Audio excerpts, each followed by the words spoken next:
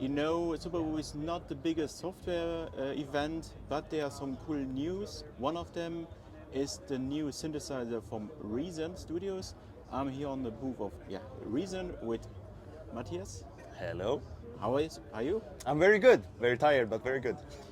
It's long time. I think it's one of your first big Superbooths. Yeah, we've done it twice before with a small little table, but we wanted to go big this year, especially with this new synthesizer. So, big tent. And it's one of my favorite synthesis forms. It's physical modeling. Yes, sir. That's what it is. And Objekt sounds like you're doing something with percussive stuff, right?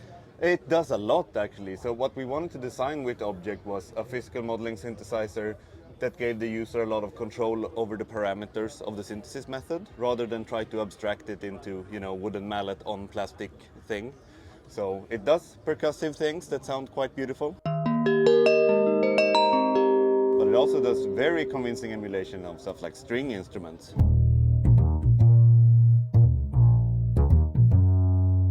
And it also does beautiful, even pads.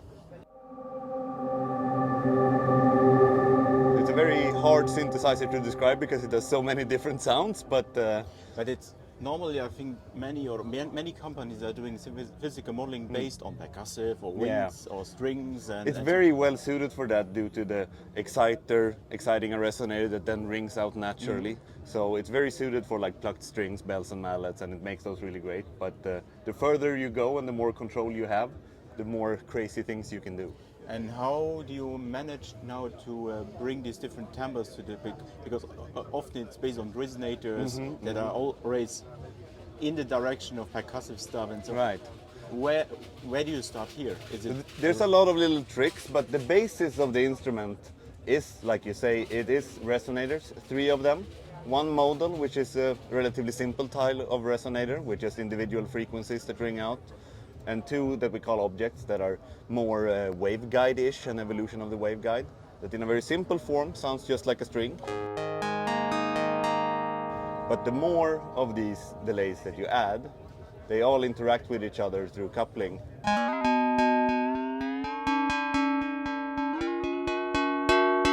You can quickly get into territories of metal or skins and so on.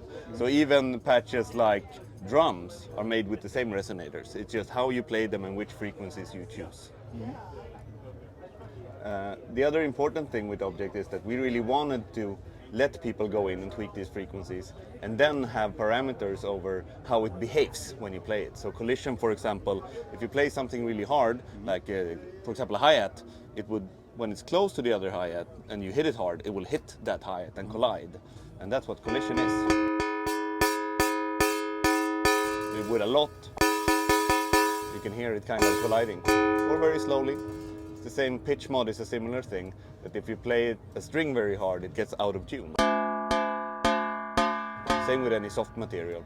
And then there's dispersion, which really spreads out the frequency spectrum to be more akin to metallic and skin-like sounds. And this can be modulated. That can be quite exciting, but also a little bit prone to feedback.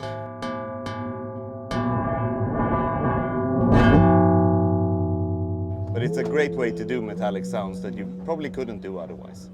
And this is all excited by the exciter section, where you have a little click mostly. You can even listen to it here in the mixer. And that is the thing that sets the resonator in motion. You can set the frequency, how clicky you want it to be, how soft you want to hit it. But we wanted to design this more as a synthesizer than a collection of instruments. So the exciter section is actually quite a lot more than this little impact. You can also use noise, which is a lot of fun. So for example, static is my favorite.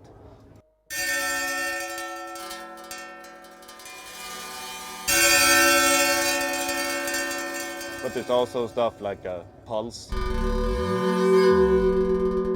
or even random noise. And since we're in Reason, of course, you can plug in any audio signal and play it with your mouth, or play it on the table, or with anything else.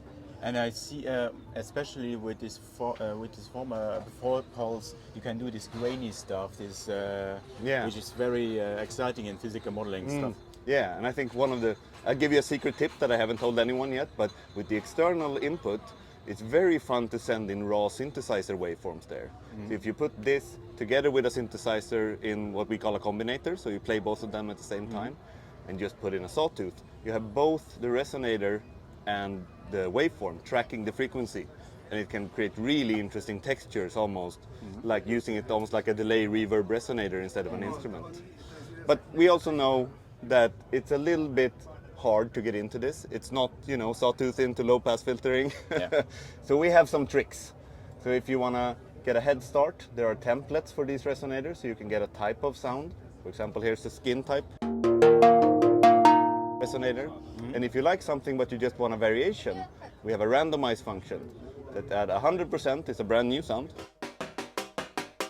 and at 0% is the same. Is it more a classic randomizer or more where you tweak it? It's very tweaked internally. So we've basically chosen parameters that make sense and that don't necessarily create bad results. But if you put it at a low value like 26, I'll get similar sounds that are very close to the original sound I have. And what's great about this is we have made 600 patches because we really liked making patches. So if you have something that you like, let's say you have some drums, and someone made this great conga patch that has all this modulation in the modulation matrix, meaning you can play it in cool ways.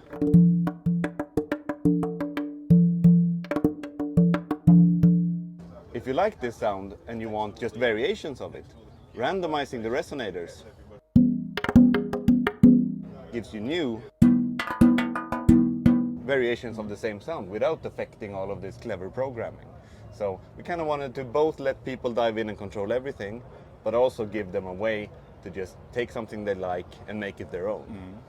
And I see also you have this typical Reason modulation engine. We do love the mod matrix. But it's a Reason, so it's not just this, because you can also use others internally and get wild. Exactly, and you also have the CV inputs and outputs that go straight to the mod matrix. So if you have, a cool LFO that isn't represented here or some other signal, you can pipe it in. But we also took a lot of time to add interesting modulation sources. Like key in octave, for example, sends a different value for every pitch, like C or D, or just the black keys will send a value, or the single key of C will send a value. And if you have this, you can set up these really interesting patches. So like this one, Udo is using black keys to turn down the damping to make it a bit shorter, and using the key in octave to change the frequency, and also sending an envelope to the pitch only when you hit the key of C.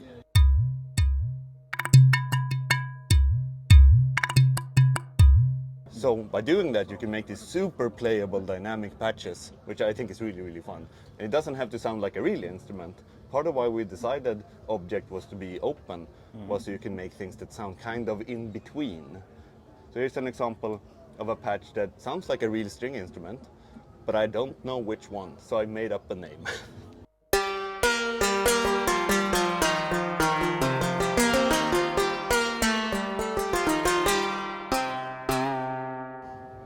So it's really good at making these realistic sounds that aren't necessarily emulations, that are kind of new.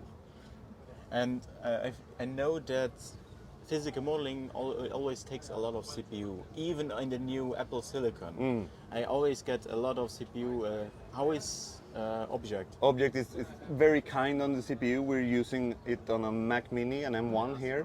The most complex patches tend to be patches that are using these Objekt resonators and have a lot of frequency bands. And the more voices you play, the more it is. But very kind to the CPU. It's hardly hitting 1 bar on the DSP meter here.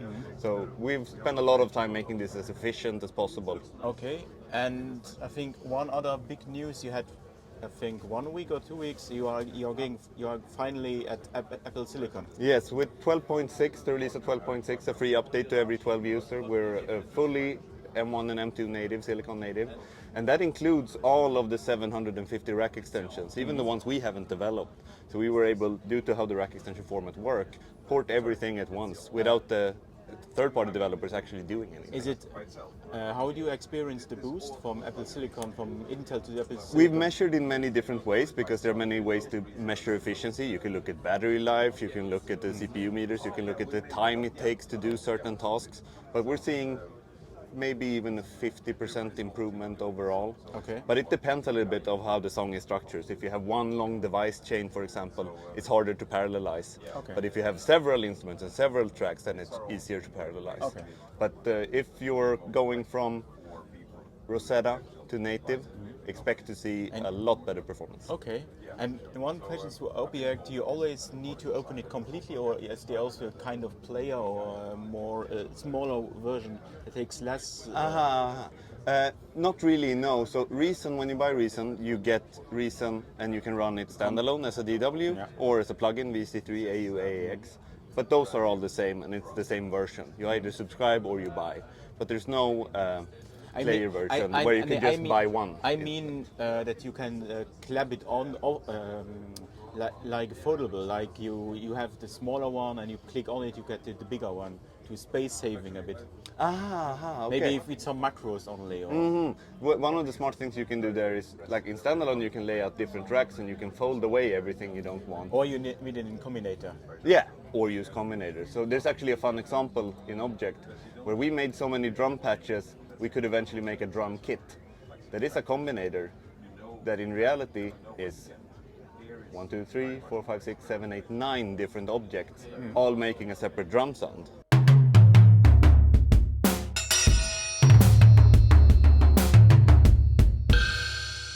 And this is a very nice space-saving measure because if you would have this open, it would be enormous.